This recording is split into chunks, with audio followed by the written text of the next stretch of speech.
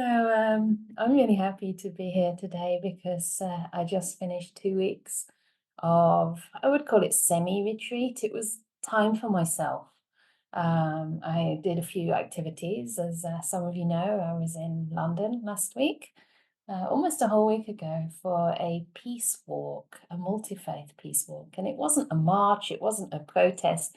We can easily use those words when we see big groups of people on the streets, but this was actually walking meditation, trying to be an embodiment of peace for the people around us. And I do feel that it changed the atmosphere of the city. You could almost hear a hush come over people. And apparently we picked up a fair few people on that walk who hadn't been there from the outset, but were drawn to the energy of the group and to the diversity, especially of the religions that were represented there, religions and no religions. So it was completely open, but it was very moving for me because I was walking with an imam on my right, or was it? No, it was a rabbi on my right and the imam was on my left. And then this Buddhist nun between them, and then there was a druid a little bit further along, uh, and Quakers and Brahma Kumaris and who else? Sikhs and other kind of Hindu religions as well. The Brahma Kumaris is a particular tradition, Indian-based. Oh, there were Zoroastrians, yeah, and I'm sure there's Jains. That's right. There were Jain people as well, and it was so beautiful to see how people from such diverse backgrounds and seemingly very different religions could effortlessly gather temporarily, just for a short time, in total peace and harmony, walking alongside one another without needing to sort of see each other as different or even ask questions. We didn't have a lot of time for that, but nevertheless, there was a unity in terms of what we stand for, in terms of the values that we represented. And everybody gave their prayers and their blessings, in my case, in the beginning. And it's a very similar message, just framed in different language with different references, maybe different views, right? I mean, we can't say that every religion is the same, and I think Buddhism is different in that it's not a God-based religion, and we tend to take the understanding of non-self that bit further, that bit deeper, because it applies to all aspects of what we take to be a self. It applies to all aspects of existence, even these higher realms, the God realms, the heaven realms, maybe framed in Christian words or Hinduism also. All of that is non-self. So that's the main difference. But essentially, how can a religion really be a religion if it doesn't stand for peace? So I thought it was very beautiful. And these were, leaders, representatives of these religions. So you can see that the problems are never caused by those who understand, those who understand what they're doing and what these teachings stand for. So I thought that was a very beautiful representation of metta and of, inclusivity and the metta that extends across the seeming so-called boundaries that we put on ourselves, based on labels. I'm a this, I'm not a that. And so I thought that was just a nice image really to share. And if you can get online and have a look at some of those photos, it's very powerful to see that represented in community. So anyway, we also have a little community here, and even though we might all be more aligned to the Buddhist perspective, still we'll have our different understandings. But ultimately what matters is the way we can open our hearts to ourselves, to our experiences inside the mind, to whatever emotions are coming up for us in our heart. So metta meditation is not to elicit a particular feeling, although that may come as a result. But metta meditation is to learn to soften, to widen, to make our hearts more resilient, softer, more welcoming, more accepting of life. Yeah. So during my retreat, which is supposed to be ending sort of today, slowly, I was practicing in a very simple way of just combining the metta with the breath and imagining that I was breathing in love through the breath and breathing it out with the out breath. And I was also a little bit inspired by another bhikkhuni whose talk I finally got to hear. That was Adi Mutti, who gave you a talk during the Rains retreat. And she started by really feeling into the chest area. So I thought we'd do that today to warm up this area around the chest. Now, if that feels triggering for anyone, if you're holding some trauma or there's maybe some disease there, or you feel tight or shortness of breath, please just expand your awareness. You don't have to follow exactly, to the point. Put your mind wherever it's easy to do so in the beginning. So we'll do a little body scan, but then we'll focus a little bit around the chest, and we'll just feel into our breathing and infuse that breath with a sense of being loved, receiving love, and also giving it out. So as usual, these are just suggestions. These are just invitations for the practice. But if that's not what nourishes you today, then please practice in your own way, however feels most nourishing, most gentle, most resourcing for you. So, and that means you can just stay with that generalized sense of being kind, being aware, to whatever's arising in the body and mind. Okay, so we'll start the meditation. We sit usually for about 40 minutes or so. So it's important to really begin by feeling into your body and asking your body how it wants to be seated. Or maybe it wants to be lying down today. Maybe you want to recline. Maybe, I don't usually suggest this, but maybe you even want to stand. Sometimes that can be really good for the body. If you do want to stand, then I do suggest keeping your eyes slightly open and maybe just standing for the first 5-10 minutes. But it's good to have these different postures because our body sometimes is not in good health.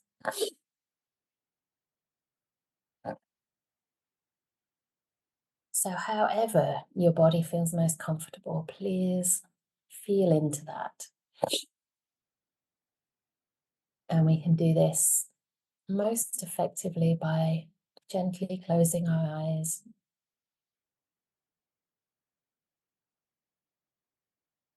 allowing the world of vision, of forms, to slowly subside.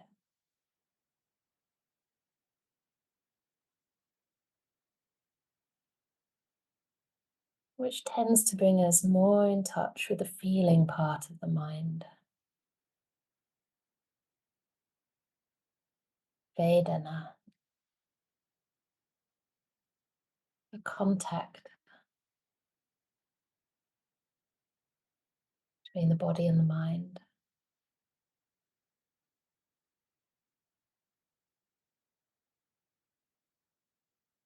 So just sensing into your body, sitting or reclining, whether on the floor or on a chair. And noticing, first of all, how you've positioned yourself, whether your limbs have enough space to feel at ease, perhaps so that you can wiggle your toes, so your knees are not too tight. See if there's any way you can relieve the pressure on your knees. For example, if you're sitting on a chair, maybe moving your ankles slightly forward so they're not directly under the knees. This helps to even out the distribution of the weight. Your knees, spreading it to your ankles and rooting your feet on the floor. If you're sitting cross-legged, see that your knees aren't too tightly bent.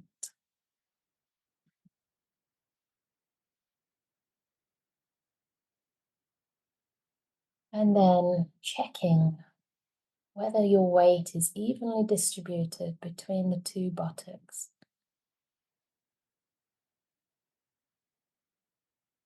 But there's no clothing pressing, maybe folded under your buttocks. See if you can release anything that's causing unnecessary strain or pressure. Taking your seat on the earth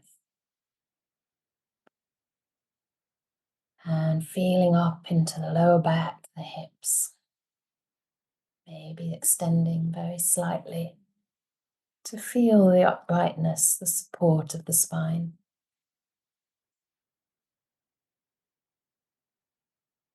Noticing your shoulders.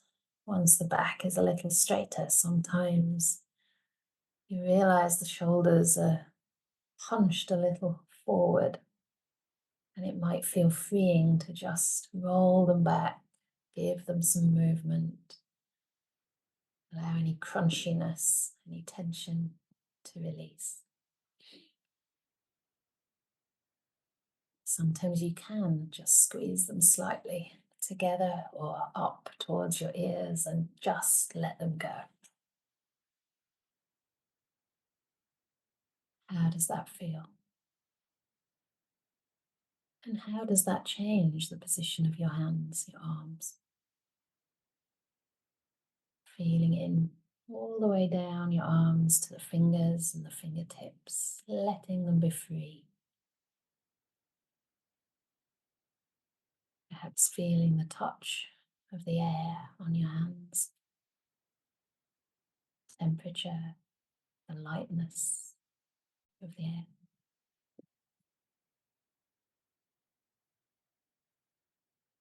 Noticing your neck, checking that the weight of your head is evenly distributed on your neck.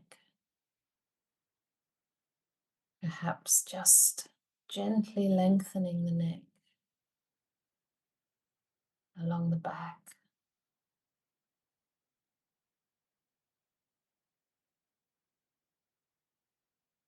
Tipping your head slightly forward perhaps, and all of these movements can be extremely gentle. Even just the thought of it can help gently adjust.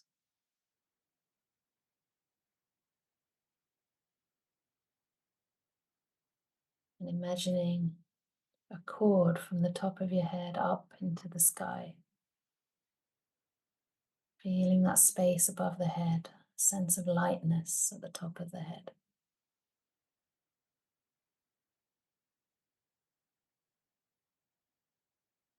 And relaxing the muscles in the face.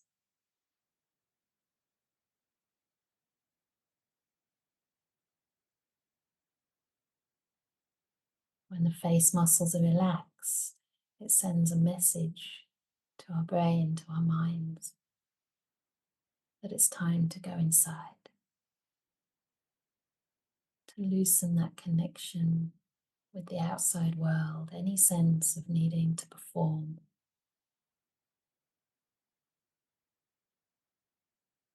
Just softening the eyes, allowing them to float in that cavern, that space in the skull.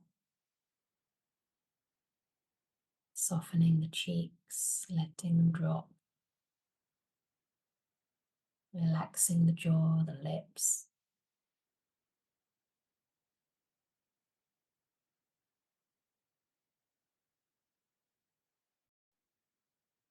Offering yourself personal space, seclusion among friends.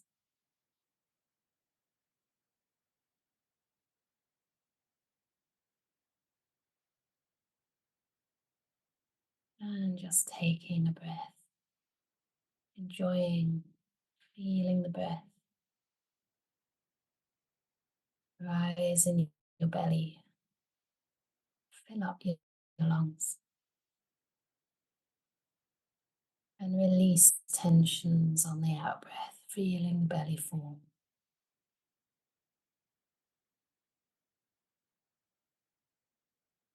Breathing in, noticing that expansion in the chest, in the belly, in the ribs. And with the out breath, imagining any tension just draining out into the ground.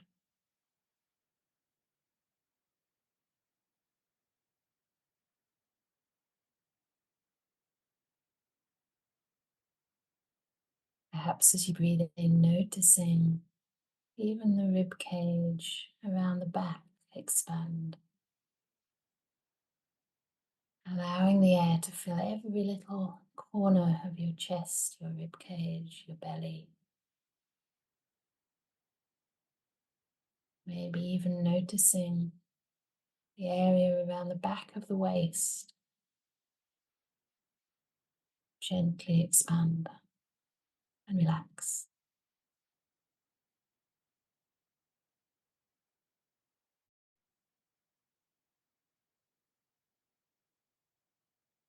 And allowing the breath to become natural.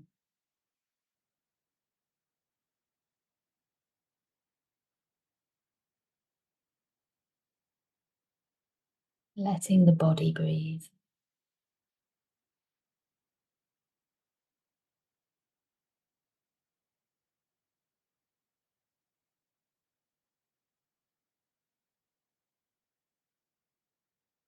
Now, if you're comfortable to do so, bringing your awareness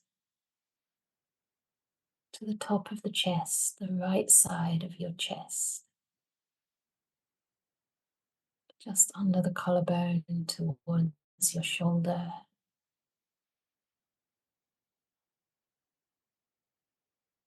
Noticing any sensations you experience at the top right of your chest.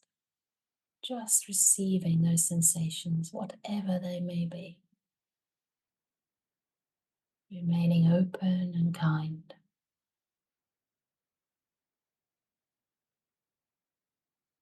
Allowing the lights of your mind to turn up. Simply by being open, by being present.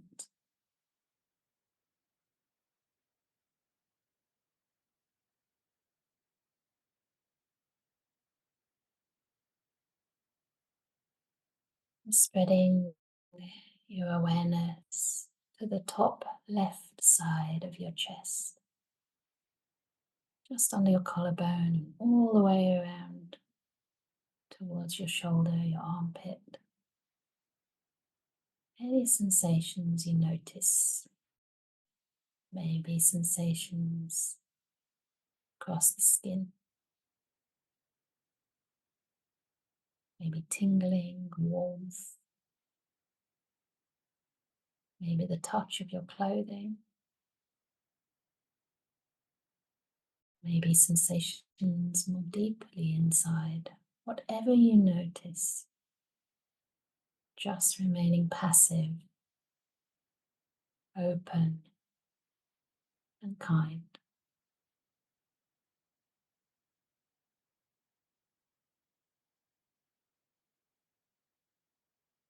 Until the whole top of your chest, from the right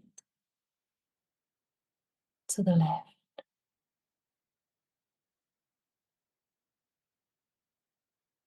is held in this beautiful kindfulness.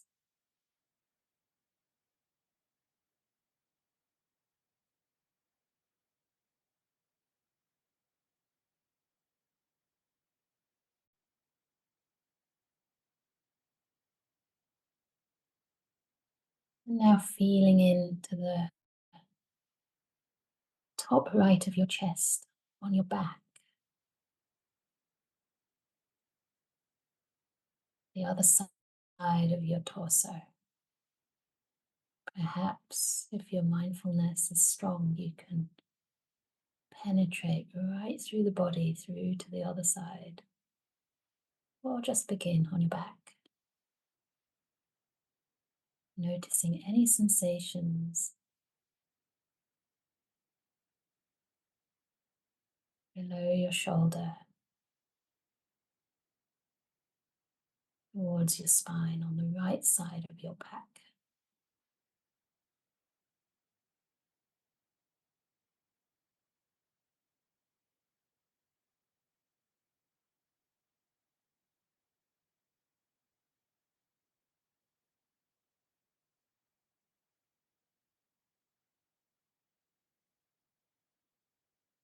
And spreading your awareness to include the left side of your upper chest on the back. Maybe you can even feel the breathing here.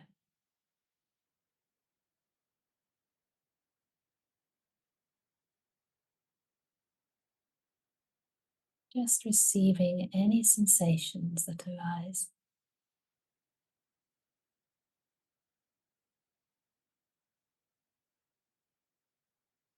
until the whole top of the chest, front and back, is suffused by kindfulness.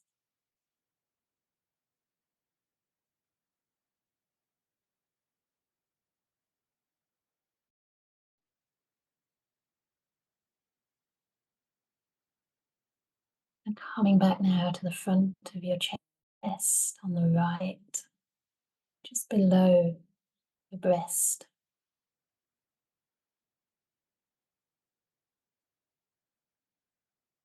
Just feeling any sensations there, right the way from the rib cage around to the center of your chest.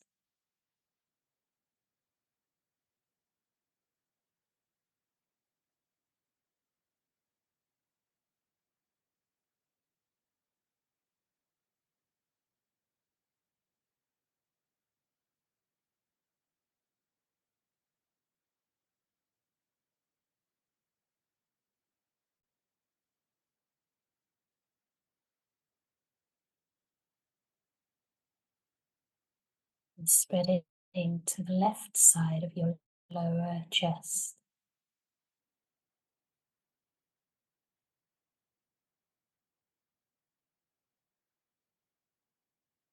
All the way from the center of the chest right around to the rib cage on the left.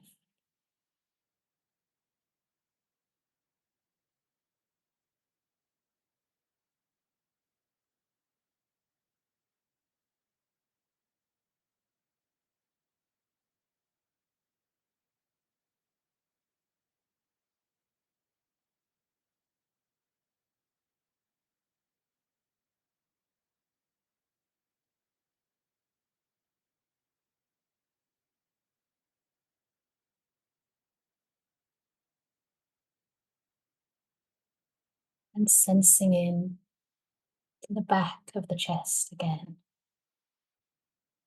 starting on either side.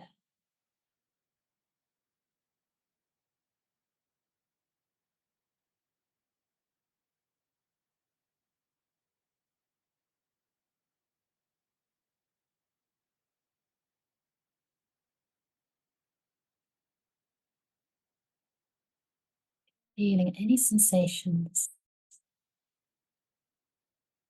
at the back of your chest, all the way down to the bottom of the rib cage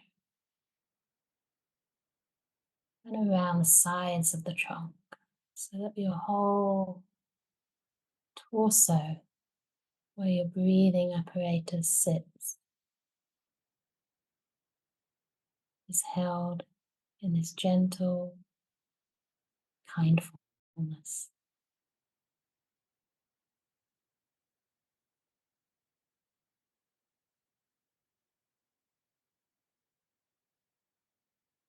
Noticing the rhythm of your breath.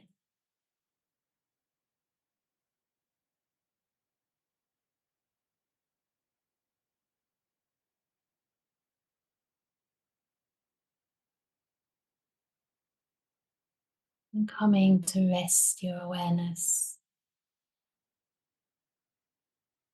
in the heart area, the center of your chest.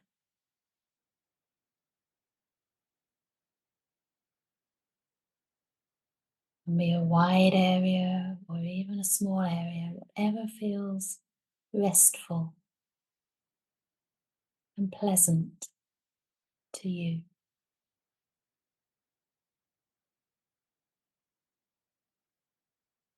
Noticing your breathing,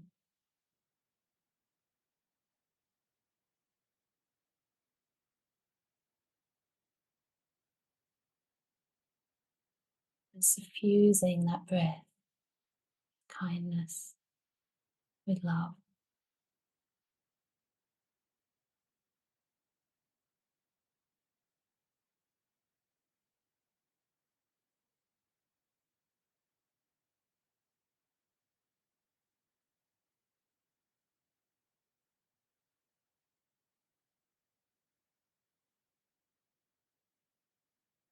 Perhaps if it works for you,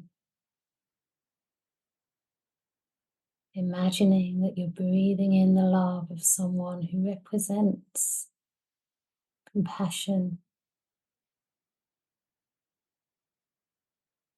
safety, benevolence to you.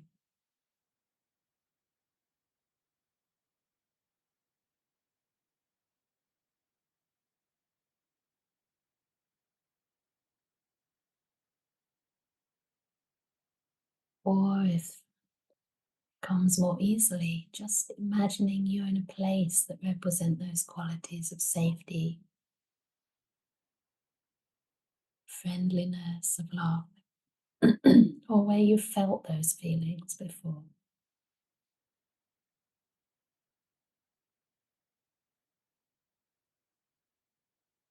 So notice your in breath, breathing in this love, as if imbibing the qualities of love with the air that comes in so naturally, effortlessly to your body, fills up your chest, fills up your heart, just allowing yourself to enjoy receiving this love.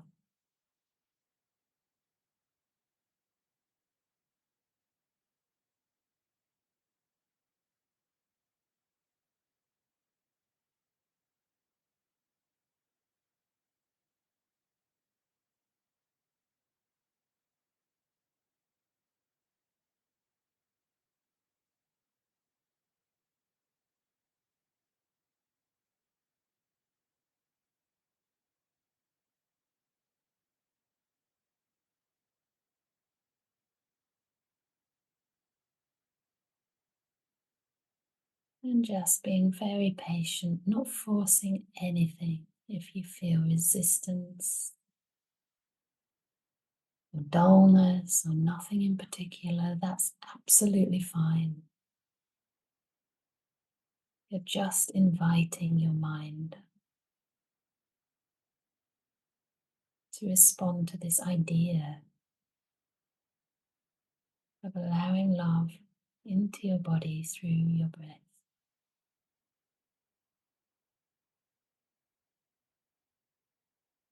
and trusting the mind to respond in its own time.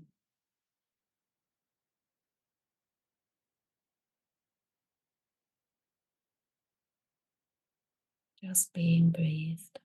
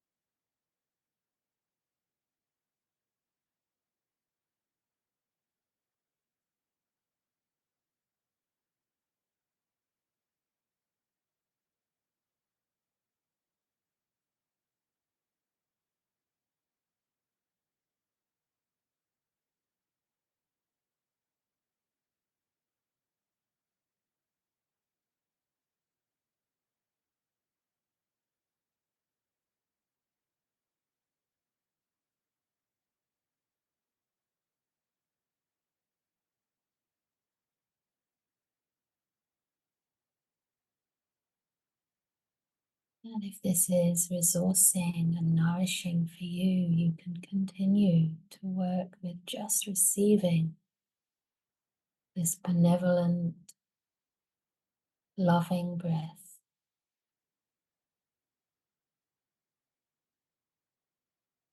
Or notice that when your breath leaves the body, it carries that same warmth.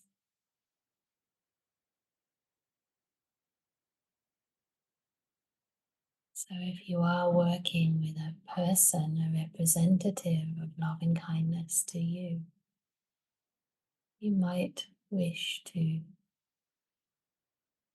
imagine receiving love from them, and on the exhale, allowing that love to go back to them, to suffuse them with your loving kindness so that love is shared.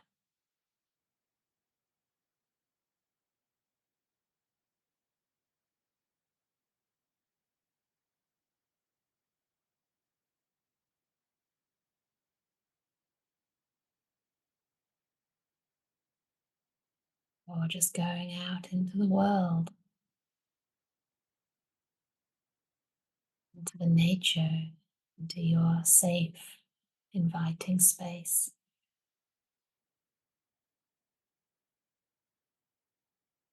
Breathing in a gift of nature, breathing out as your gift back to her.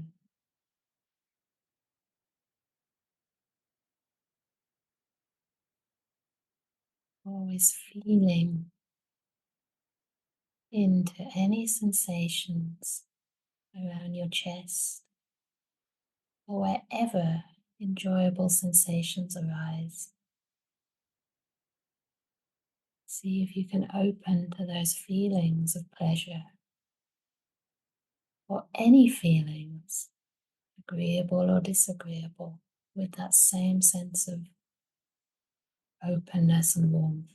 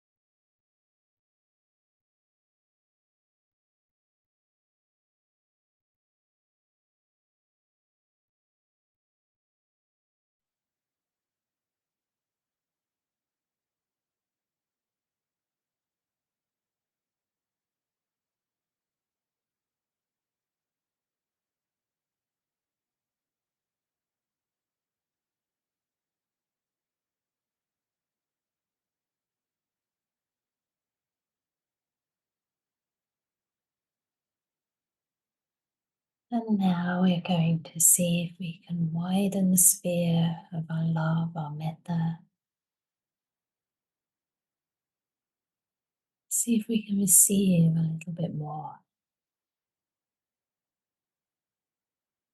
So tuning in, first of all, to the energy in this virtual Zoom space. All the wonderful beings from across the world who we're practicing with right now. Just allowing yourself to receive that warmth, that sense of safety, friendship, trust. And on your out breath, sharing those feelings with everyone here. Just breathing without any effort, without too much conceptualizing, just breathing in the energy that's here and letting it be shared.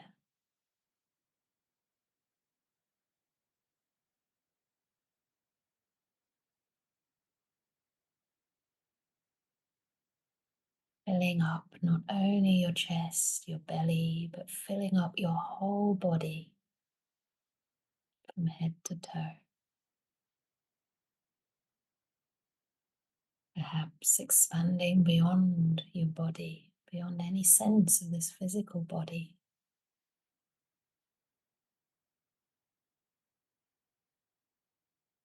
As the mind becomes wide, the love becomes more universal, spreading out. Wherever it is you're living right now, breathing in any goodwill that may be around you, the goodness of the people in your neighborhood. With every breath, sharing the energies of your life, your goodwill, your intention for peace, sharing that with all those who live nearby.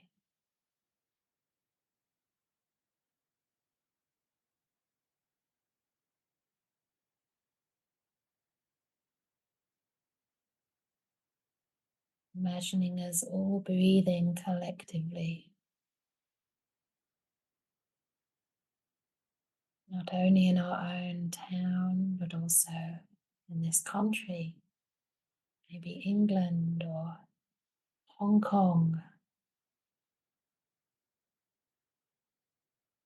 Croatia, Austria,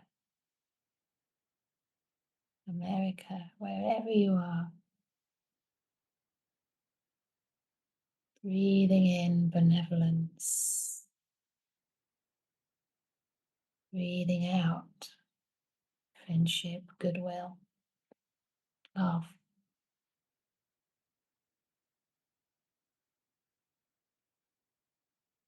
And allowing the mind to encompass ever greater areas of this earth, the neighboring countries, places further away, particularly maybe those places where there's great conflict, great pain.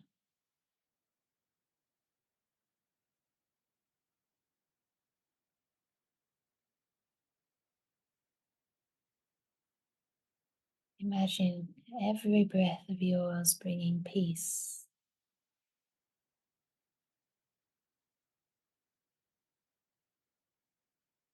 suffusing all beings who are struggling right now, maybe afraid for their life, all beings who may be dying. Imagine your love flowing out to them,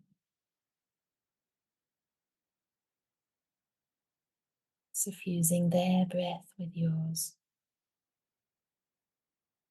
so their last breath may be a breath of peace.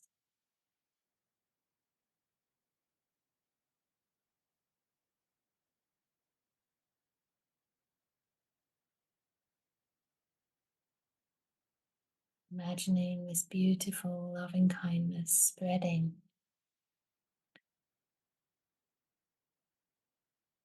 all across this beautiful planet Earth,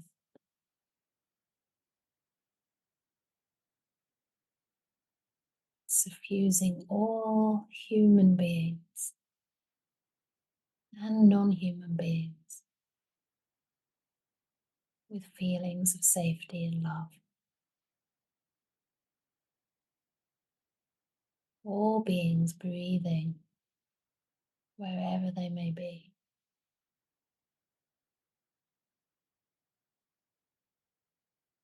May they breathe with ease.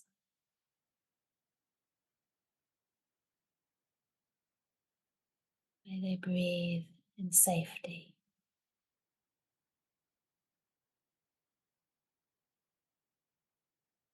May each breath be a precious reminder of this valuable yet fleeting life.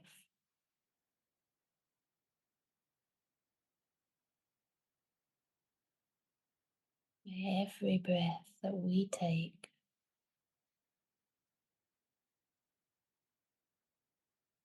and that we take together, may every breath be breathed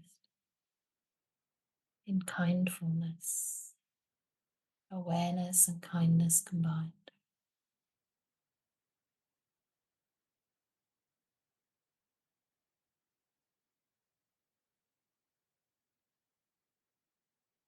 Allowing these healing energies to flow out from your body through your breath to the world.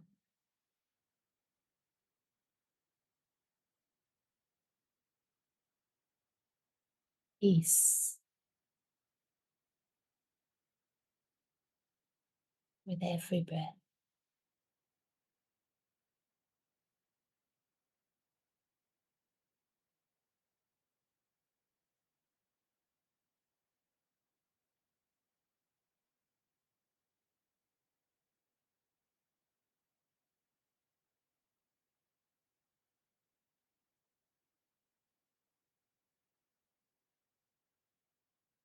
So I'm going to share some words of loving kindness with you all. So just keep on breathing in the love, trusting the healing power of the practice of mindfulness, of kindness, and of the Buddha's words.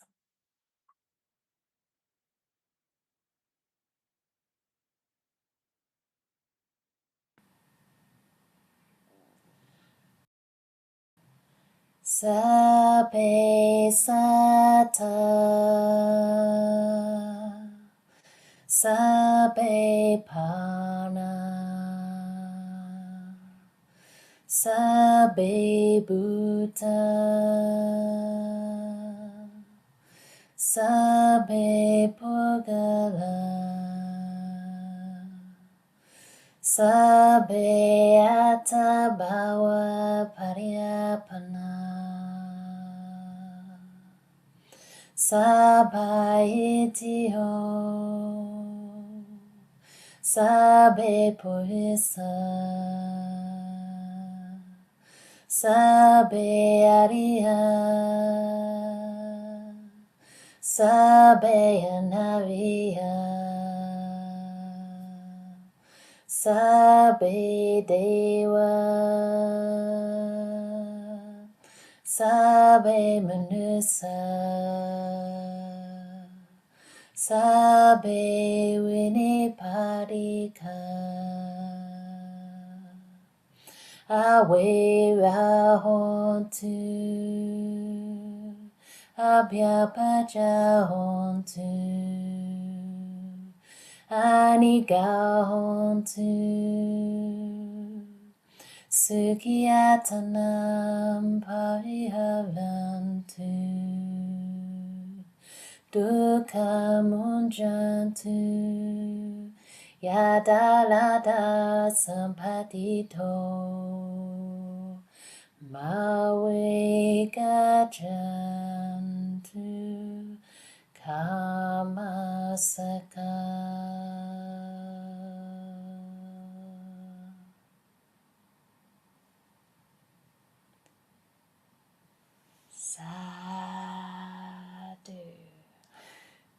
Sadhu. Sadhu.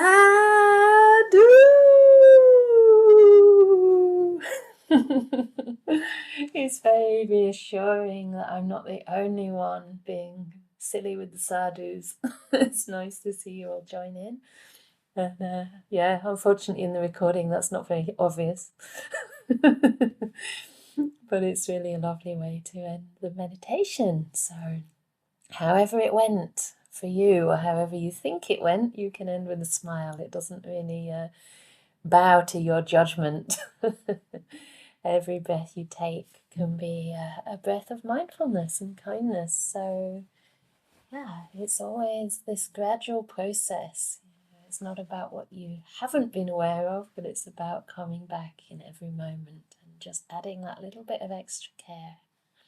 So I hope that was another tool for the box. It's not our usual way of practicing metta together. We often go through the different groups of beings. We sometimes use the phrases of may I be happy, may I be well, may you be happy, may you be well, may you be peaceful. So there's different ways, and that can work for some occasions, for some people, some of the time. But adding that metta to the breath is another way. And thank you for your comments, seeing that a couple of you appreciated that. And yeah, we still do have time for any comments, questions, or Ajahn Brahm always says complaints. But remember, you're only complaining to yourself, really, because we're all responsible for our own world, aren't we, in many, many ways, and obviously for each other too, as much as we can care. So yeah, the chant, someone's asking about that. That is, I don't know if it really has a name, but it's, if you even just Google Sabbe Sata, like the word Sabbe Sata, that's kind of how it starts. It's a Burmese chant, and there's different ones, different kind of ways of formatting the same phrases. Some add a little bit, some minus a little bit, but it's basically going through all the different categories of beings that exist, that breathe, that live, and saying, may they all be happy, may they all be free from enmity, may they all basically be liberated. So it goes through the various groups just to make sure everyone's included, all men, all women, and that includes all gender non-binary beings, all people who are enlightened, all people who are not. Of course, the group that are not are much greater than those who are.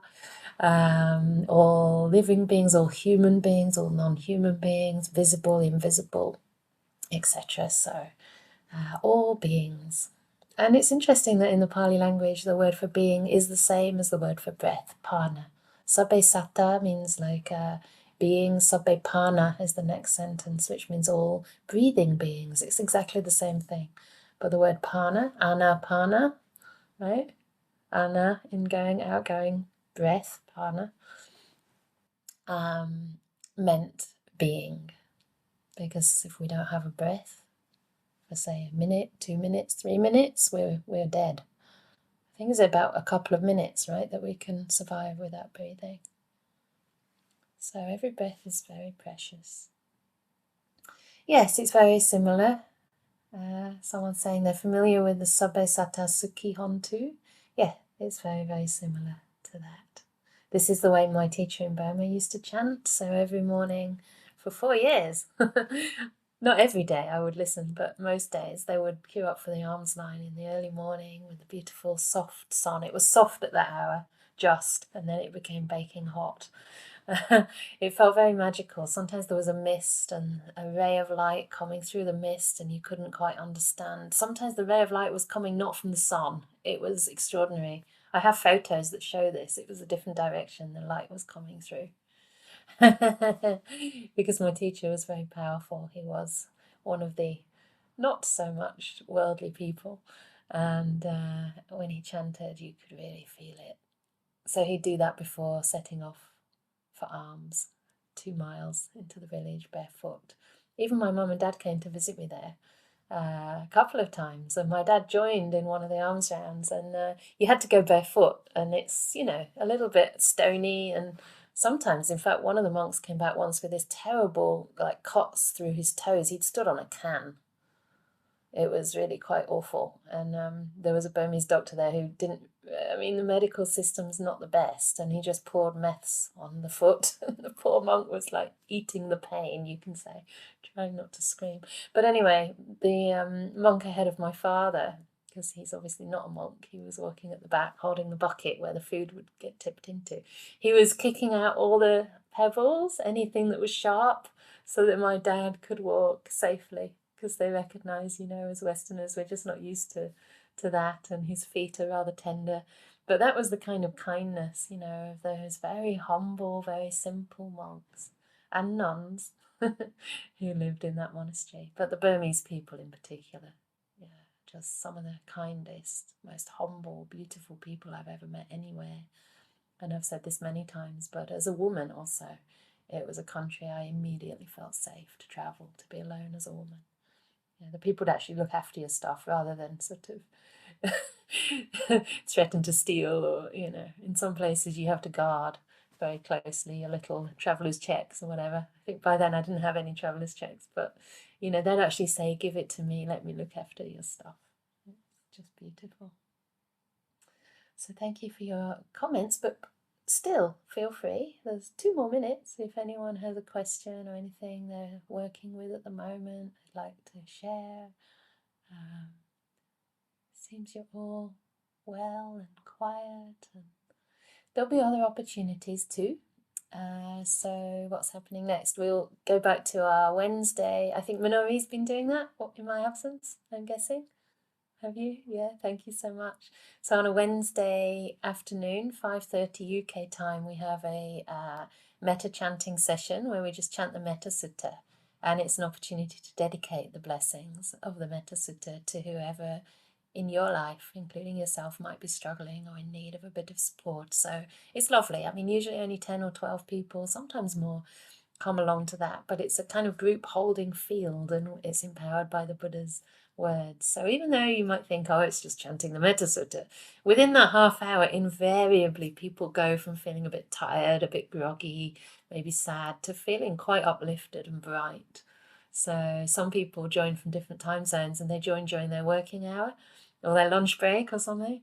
And it's like a really resourcing energy that they get from that. And then on the Friday evenings, we have our sutta discussion, and some Saturdays we have this metta meditation. Hopefully it'll be more often, because tomorrow, another bhikkhuni comes again to join me all the way from Perth. So Venerable Canda will be back. Hopefully she'll get through immigration okay. Because Aussies, they get a 6-month visa, but you never know, right? They might ask lots of questions. Anyway, it's all fine. She's coming to stay with a friend, so she should be here tomorrow. So if I'm not here, she is. So I'm going to try and make sure she continues the sessions in my absence as well, because I'm teaching overseas quite a lot this year. So have a look on our events page. We can always put the link in there. Any more links to share? Maybe I should say just quickly before you all go that we are looking to expand our WhatsApp communities, especially the ones who are offering food. It's basically because bhikkhunis don't tend to have a regular visitors offering food on day. It's just not part of our society really, and we don't tend to attract huge amounts of people from the traditional Buddhist communities, because bhikkhuni ordination is something that still hasn't been accepted in the mainstream, sadly to say. So most days I don't have people coming to offer food. So this group is called no, that's Hands at the Ready. Actually, it's it's the Food at the Ready group that we're most keen for you to join. The Hands at the Ready works best for people who are local, to be honest, because it's kind of people I can draw on to give me a hand. So at the ready means kind of when I really need it, or the Sangha, let's say, really need it. And there's an Afar group, which is Food at the Ready, Anukampa Food at the Ready, which can also be done from afar. So wherever you are, you can order some shopping for us online, and you can we can receive the food, and the lay guests can cook it for lunch. So a lot of the time it's the lay guests who stay here who cook the food. And once we move to the bigger monastery, we won't have a shop nearby, so we will want to set up kind of regular food offerings. And the nice thing about joining a group is that there's no onus on any one individual. You know, you're able to offer whatever you can when you can, and it's all anonymously done. So, and someone else asked about donating financially. That is also in the chat. So you just go to our website, and there's ways to do it as a one-off, and there's ways to do standing orders, even if it's just a couple of pounds a month. It's every little counts, every amount adds up. So it's never about the amount, it's whatever brings you joy that you feel is a beautiful thing to do. So we thank you all for your support, and especially your practice, and hope to see you somewhere online or in person very soon.